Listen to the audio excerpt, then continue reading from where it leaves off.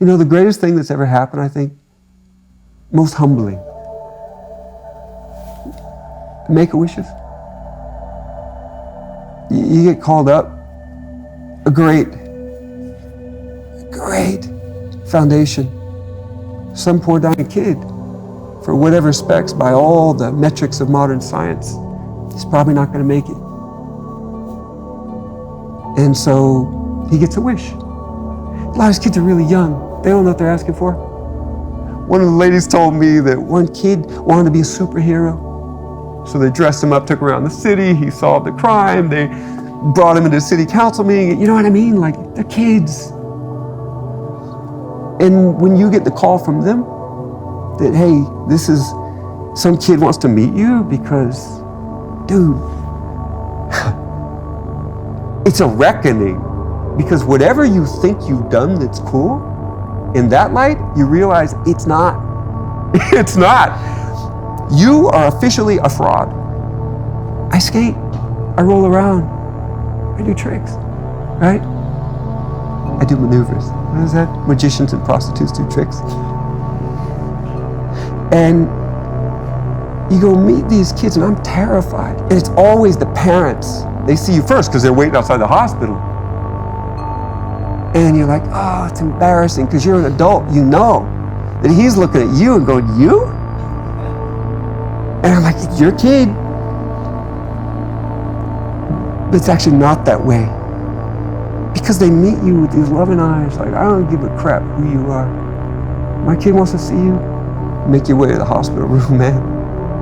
You get choked up thinking about it. Like, depends. Sometimes cancer attacks people and they kind of seem fine, depending what system it's attacking. They're all going to die, for the most part. One most memorable to me, Mom had this white blonde hair. I get in, and they're unplugging the kid, and he's so excited. He's jumping out of the bed, right? And the nurse is getting scared because, hey, watch this stuff, you know? And he just runs and jumps into my arms. And all the anticipation of, you're an idiot, you're not, it just goes away. Because ultimately what it boils down to is, he's supposed to meet you. You just become like a lightning rod of something that he loves. And I do too. That light. So you talk about stupid stuff, you know? Favorite pizza, favorite tricks, whatever. But you share this unspoken connection. And whatever he thinks you are, that stuff vanishes because it becomes what you are in the moment. What kind of man are you? And are you able to be there?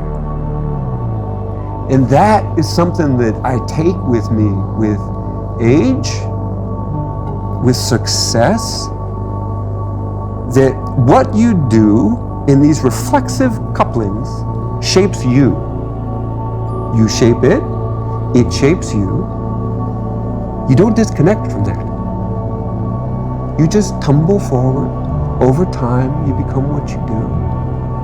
And you find, hopefully, at the end of that process, you're not insufferable. That you actually have something to give and can be present, you know? So for all I've done, I appreciate. I don't look at it as much.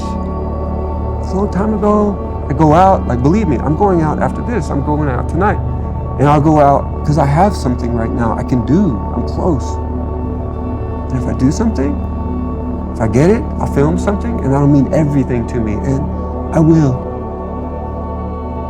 But ultimately, it just goes out there. It's just what you do. You just become one with that.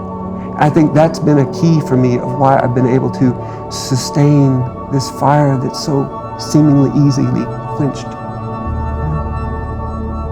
And so when I see people who have had success, I see boredom for the most part in them. And then I see a tombstone. And circling back to what trophies and those things represented, right? Feynman, great physicist, said that the Nobel Prize would be the tombstone on all great work. Just look at it. I haven't done a study of Academy Awards, right? But usually when you get what you thought you wanted, the fire goes away. So if there's anything, just find joy in what you do for the sake of it.